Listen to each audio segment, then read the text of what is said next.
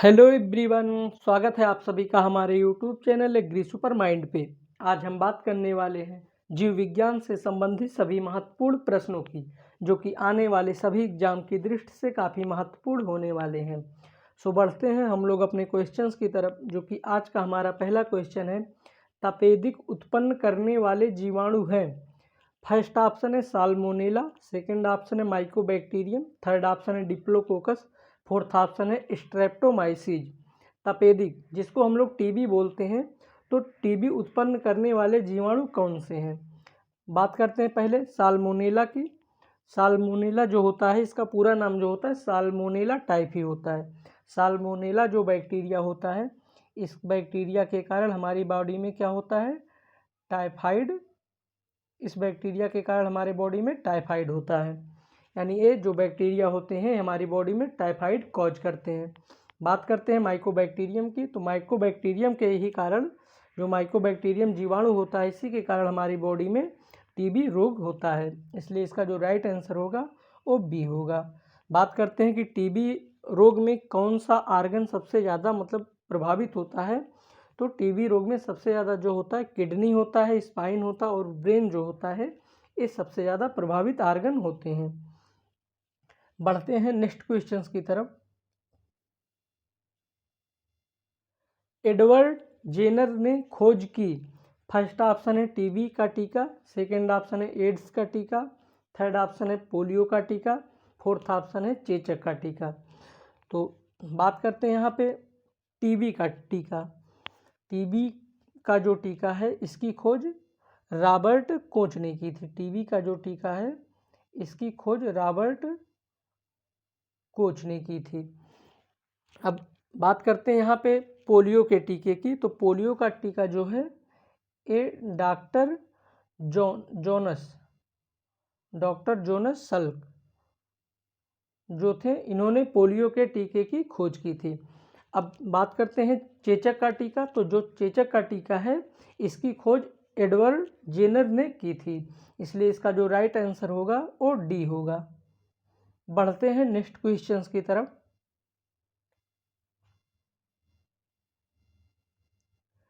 Ads फैलता है।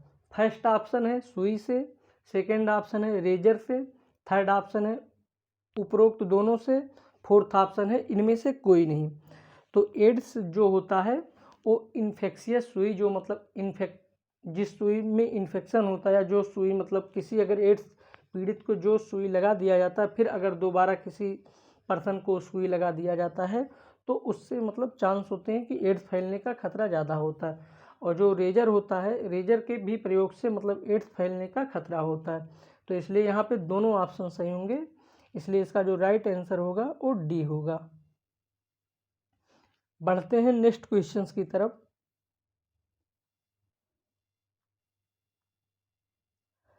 सर्वप्रथम विषाणु की खोज किसने की? फर्स्ट ऑप्शन है स्टॉकमैन ने, सेकंड ऑप्शन है स्मिथ ने, थर्ड ऑप्शन है इवानोवस्की ने, फोर्थ ऑप्शन है स्टैनले ने। तो जो विषाणु है, सबसे पहले इसकी खोज इवानोवस्की ने की थी। इसलिए इसका जो राइट आंसर होगा वो सी होगा। बात करते हैं अगर स्टैनले की, तो स्टैनले जो थे, इन्होंने TMV की खोज की थी। TMV टोबैको मोजैक वायरस जो है, इसकी खोज सबसे पहले स्टैनले ने की थी। बढ़ते हैं नेक्स्ट क्वेश्चंस की तरफ। लीची का खाने योग्य भाग होता है। फर्स्ट ऑप्शन है बीजपत्र, सेकंड ऑप्शन है मध्य फल भित्ति, थर्ड ऑप्शन है मांसल पुष्पासन, फोर्थ ऑप्शन है एरिल। तो लीची का कौन सा पार्ट होता है जो खाने योग्य होता है?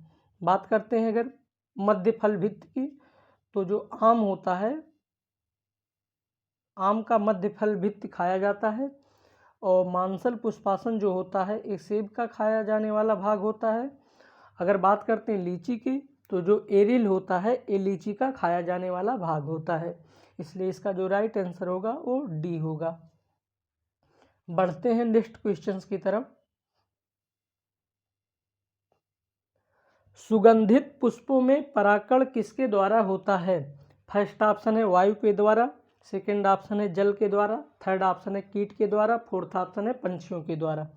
तो सबसे पहले बात करते हैं कि सुगंधित पुष्प जो होते हैं, सुगंधित पुष्प जो होते हैं इनमें मतलब क्या पाया जाता है, नेक्टर पाया जाता है। तो ये नेक्टर के ही कारण मतलब जो कीट होते हैं इनकी तरफ आकर्षित होते हैं, इसलिए मतलब जो सुगंधित पुष्प होते हैं उनका जो परागण होता है वो कीटों के द्वारा होता है, इसलिए इसका जो राइट आंसर होगा वो सी होगा।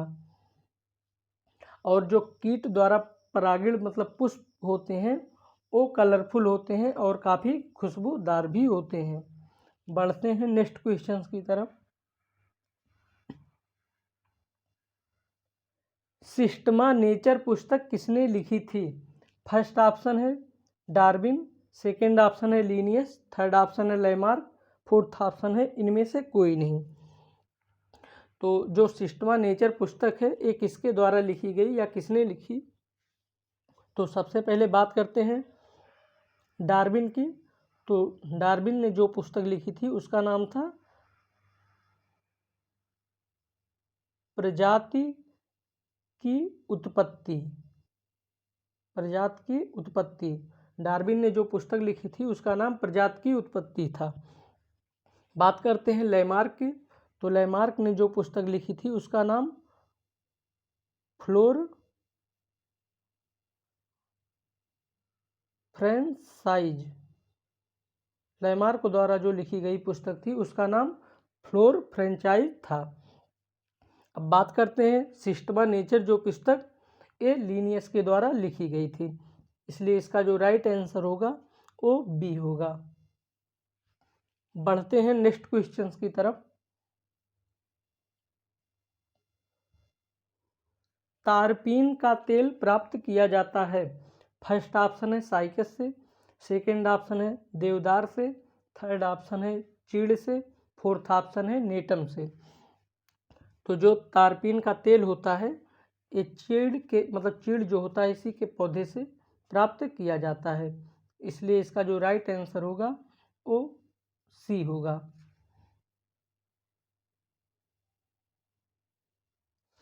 बढ़ते हैं नेक्स्ट क्वेश्चंस की तरफ। लघुपत रोग किस तत्व की कमी से होता है?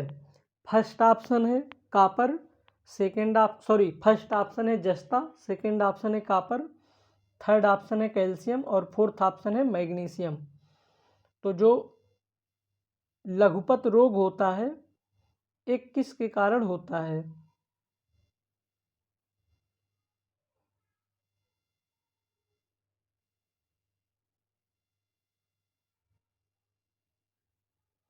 तो लघुपत जो होता है इसका दूसरा नाम जो होता है एक खैरा रोग भी होता है। लघुपत का जो दूसरा नाम होता है ये खैरा रोग भी इसे हम लोग बोलते हैं।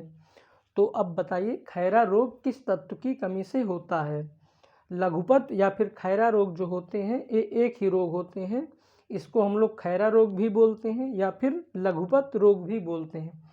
तो लघुपत रोग या फिर खैरा रोग जो होता है ये जस्ते की कमी के कारण होता है। जस्ता बोले तो जिंक जो होता है इसी की कमी के कारण होता है, इसलिए इसका जो राइट आंसर होगा वो ए होगा।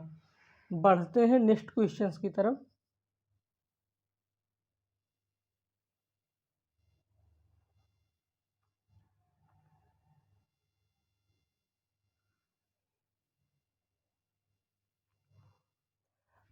पत्तियों की हरिमहीनता किसकी कमी से होता है? फर्स्ट ऑप्शन है कैल्शियम की कमी से, सेकंड ऑप्शन है मैग्नीशियम की कमी से, थर्ड ऑप्शन है मॉलिब्डेनम की कमी से, फोर्थ ऑप्शन है कॉपर की कमी से। तो बात करते हैं अगर हरिमहीनता की, तो हरिमहीनता क्या होता है कि जो पत्तियां पीली पड़ जाती हैं उन्हीं को हम लोग हरिमहीनता बोलते हैं। तो ये हरिमहीनता क्या होता है, मैग्नीशियम के कारण मैग्नीशियम के कारण क्या होता है जो होती पत्तियां ये हरी होती हैं। जब पत्तियों की हरिमहीनता में कमी आती है तो वो किस मतलब पिगमेंट के कारण आती है या किस एलिमेंट के कारण आती है? तो जो पत्तियों में मैग्नीशियम की कमी हो जाती है तो पत्तियों में जो कलर होता है वो पीला पड़ जाता है। तो इसका जो राइट आंसर होगा वो बी होगा, यानी पत्तियों की हरिमहीनता मैग्नीशियम की कमी से होता है। बढ़ते हैं नेक्स्ट क्वेश्चंस की तरफ। नींबू का कैंकर रोग किससे होता है? फर्स्ट ऑप्शन है जीवाणु, सेकंड ऑप्शन है विषाणु, थर्ड ऑप्शन है कवक, फोर्थ ऑप्शन है इनमें से कोई नहीं। तो जो नींबू का कैंकर रोग होता है वो जीवाणु के द्वारा होता है, इसलिए इसका जो राइट आंसर होगा वो ए होगा। बढ़ते हैं नेक्स्ट क्वेश्चन की तरफ।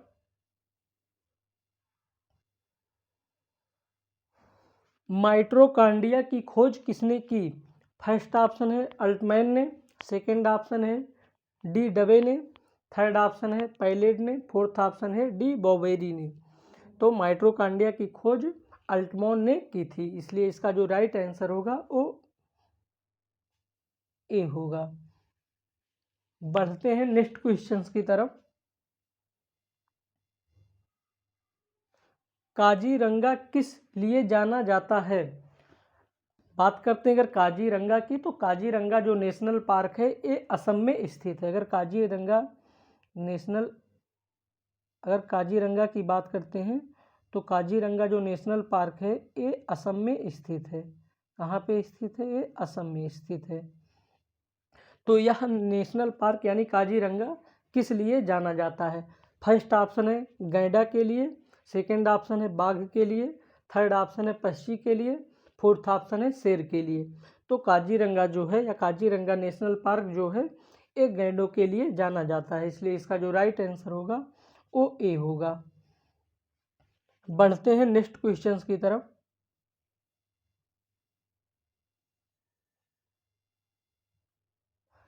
चिपको आंदोलन मूल रूप से किसके खिलाफ था? फर्स्ट ऑप्शन है जल प्रदूषण के, सेकंड ऑप्शन है वन कटाई के, थर्ड ऑप्शन है ध्वनि प्रदूषण के, फोर्थ ऑप्शन है इनमें से कोई नहीं। तो जो चिपको आंदोलन था ये मूल रूप से वन कटाई के खिलाफ था, इसलिए इसका जो राइट आंसर होगा वो बी होगा। बढ़ते हैं नेक्स्ट क्वेश्चंस की तरफ। प्रथम विश्व पर्यावरण किस वर्ष मनाया गया था? फर्स्ट ऑप्शन है 1973, सेकंड ऑप्शन है 1972, थर्ड ऑप्शन है 1980 और फोर्थ ऑप्शन है 1974। तो प्रथम विश्व पर्यावरण दिवस किस वर्ष मनाया गया था? तो इसका जो राइट आंसर होगा वो डी होगा, यानी 1974 में प्रथम विश्व पर्यावरण दिवस मनाया गया था। बढ़ते हैं नेक्स्ट क्वेश्चंस की तरफ। मेट्रोपॉलिटन नगरों में प्रदूषण का मुख्य स्रोत होता है।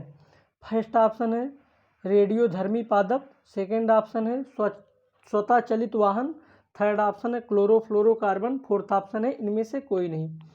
तो जो मेट्रोपॉलिटन नगर होते हैं यानी महानगर जो होते हैं उनमें प्रदूषण का मुख्य कारण क्या होता है? तो इनमें प्रदूषण का जो मुख्य कारण होता है वह स्वतः चलित वाहन होते हैं, इसलिए इसका जो राइट आंसर होगा वो बी होगा। बढ़ते हैं नेक्स्ट क्वेश्चंस की तरफ। कीटों के अध्ययन को क्या कहते हैं? फर्स्ट ऑप्शन है एंथ्रोपोलॉजी, सेकंड ऑप्शन है एंटमोलॉजी, थर्ड ऑप्शन है ओंटोलॉजी, फोर्थ ऑप्शन है इनमें से कोई नहीं। तो बात करते हैं एंथ्रोपोलॉजी की। तो एंथ्रोपोलॉजी में क्या आते हैं? एंथ्रोपोलॉजी में मानव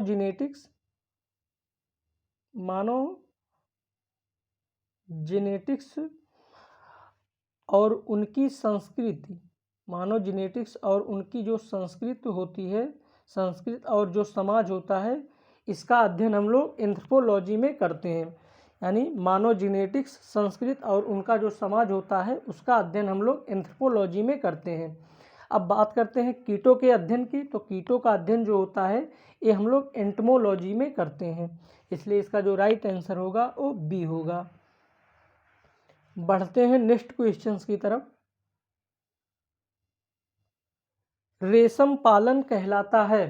फर्स्ट ऑप्शन है एपीकल्चर, सेकंड ऑप्शन है सेरीकल्चर, थर्ड ऑप्शन है पिसीकल्चर, फोर्थ ऑप्शन है हार्टिकल्चर। तो यहाँ पे बात करते हैं एपीकल्चर की। तो एपीकल्चर के अंदर हम लोग मधुमक्खी का पालन करते हैं। एपीकल्चर के अंदर हम लोग मधुमक्खी का पालन करते हैं। अब बात कर लेते हैं सेरीकल्चर। तो सेरीकल्चर के अंदर हम लोग रेशम पालन करते हैं। बात करते हैं यहाँ पे पिसीकल्चर। तो पिसीकल्चर के अंदर हम लोग मछलियों का अध्ययन करते हैं। पिसीकल्चर के अंदर हम लोग मछलियों का अध्ययन करते हैं। और बात करते हैं अगर हार्टिकल्चर की, तो हार्टिकल्चर के अंदर हम लोग बागवानी का अध्ययन करते हैं। तो यहाँ पे बात हो रही है कि रेशम पालन कहलाता है, तो रेशम पालन जो है वो सेरीकल्चर कहलाता है। इसलिए इसका जो राइट आंसर होगा वो बी होगा। बढ़ते हैं नेक्स्ट क्वेश्चंस की तरफ। हरगोविंद खुराना को किस क्षेत्र में नोबेल पुरस्कार मिला? फर्स्ट ऑप्शन है जैव रसायन विज्ञान की क्षेत्र में, सेकंड ऑप्शन है चिकित्सा विज्ञान के क्षेत्र में, थर्ड ऑप्शन है अर्थशास्त्र विज्ञान के क्षेत्र में, और फोर्थ ऑप्शन है इनमें से कोई नहीं। तो हरगोविंद खुराना को चिकित्सा विज्ञान के क्षेत्र में नोबेल पुरस्कार मिला है, इसलिए इसका जो राइट आंसर होगा वो बी होगा। बढ़ते हैं नेक्स्ट क्वेश्चंस की तरफ। मनुष्य की त्वचा सबसे मोटी होती है? फर्स्ट ऑप्शन है हथेली पर, सेकंड ऑप्शन है तलवे पर, थर्ड ऑप्शन है धड़ पर, फोर्थ ऑप्शन है सिर पर। तो मनुष्य की जो त्वचा सबसे मोटी होती है वो तलवे पर होती है, यानी जो पैर का तलवा होता है वहाँ की त्वचा सबसे मोटी होती है, इसलिए इसका जो राइट आंसर होगा वो बी होगा। बढ़ते हैं नेक्स्ट क्वेश्चंस की तरफ।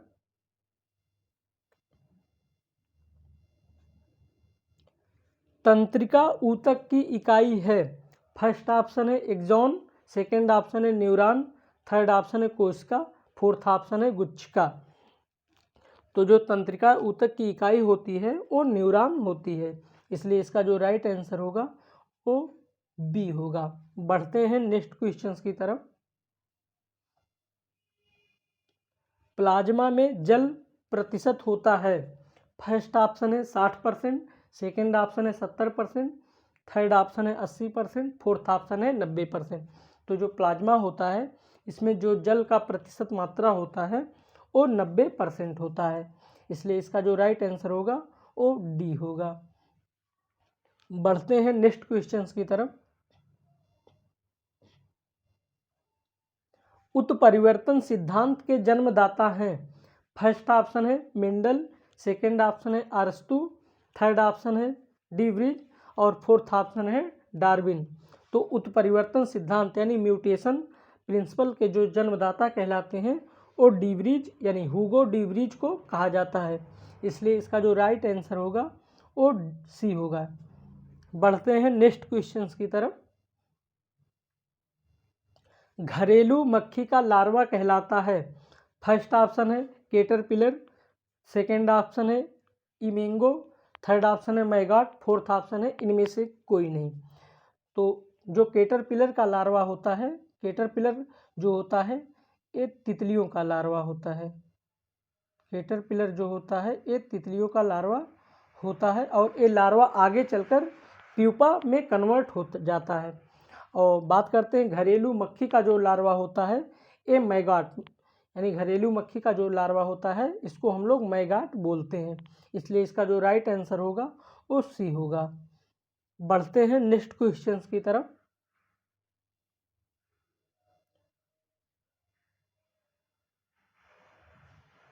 पंछियों की हड्डियां होती हैं? फर्स्ट ऑप्शन है ठोस, सेकंड ऑप्शन है वातिल,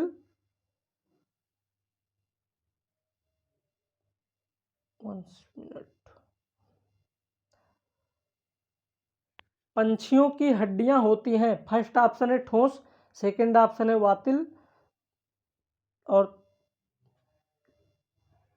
थर्ड ऑप्शन है उपरोक्त दोनों, और फोर्थ ऑप्शन है इनमें से कोई नहीं। तो जो पंछियों की हड्डियां होती हैं ये वातिल होती हैं, यानी पंछियों की हड्डियों में क्या होता है वायु भरा होता है, इसलिए इनकी हड्डियां जो होती हैं खोखली और वातिल होती हैं। इसलिए इसका जो राइट आंसर होगा वो सी होगा। बढ़ते हैं नेक्स्ट क्वेश्चंस की तरफ। किस रुधिर में एंटीबॉडी नहीं पाई जाती है? फर्स्ट ऑप्शन है ए में, सेकंड ऑप्शन है फर्स्ट ऑप्शन है ओ में, सेकंड ऑप्शन है ए बी में, थर्ड ऑप्शन है ए में और फोर्थ ऑप्शन है बी में। तो ए बी ब्लड ग्रुप जो होता है इसमें कोई एंटीबॉडी नहीं पाई जाती है, इसलिए इसका जो राइट आंसर होगा वो बी होगा। बढ़ते हैं नेक्स्ट क्वेश्चंस की तरफ।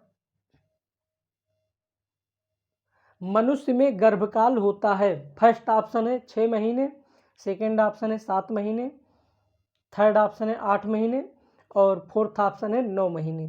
तो मनुष्य का जो गर्भकाल होता है ये 9 महीने का होता है, इसलिए इसका जो राइट आंसर होगा वो डी होगा।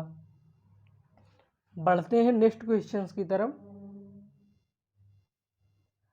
पीनियल ग्रंथि कहाँ स्थित होता है? फर्स्ट ऑप्शन है यकृत में, सेकंड ऑप्शन है मस्तिष्क में, थर्ड ऑप्शन है गुर्दे में, फोर्थ ऑप्शन है गर्भाशय में। तो पीनियल ग्लैंड जो होता है ये मस्तिष्क में स्थित होता है, इसलिए इसका जो राइट आंसर होगा वो बी होगा। बढ़ते हैं नेक्स्ट क्वेश्चंस की तरफ। प्रोटीन बनाने के लिए कितने अमीनो अम्ल की आवश्यकता होती है? फर्स्ट ऑप्शन है 10, सेकंड ऑप्शन है 20, थर्ड ऑप्शन है 25 और फोर्थ ऑप्शन है 15। तो प्रोटीन बनाने के लिए कितने अम्लों की एमिनो अम्ल की आवश्यकता होती है? तो इसके लिए हम लोग को 20 एमिनो अम्ल की आवश्यकता होती है, इसलिए इसका जो राइट आंसर होगा वो बी होगा। बढ़ते हैं हम लोग अपने आखिरी क्वेश्चंस की तरफ। सोयाबीन में प्रोटीन प्रतिशत होता है, यानी सोयाबीन में प्रोटीन की कितनी प्रतिशत मात्रा होती है?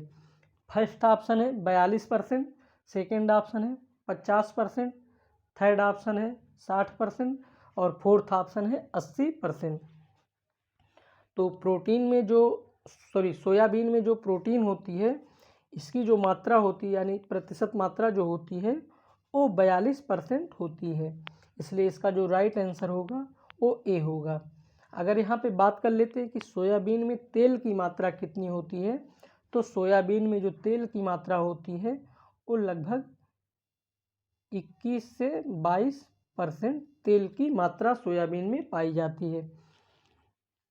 तो आज का हमारा वीडियो यहीं तक, मिलते हैं नेक्स्ट वीडियो में, तब तक के लिए good luck, take care, bye bye.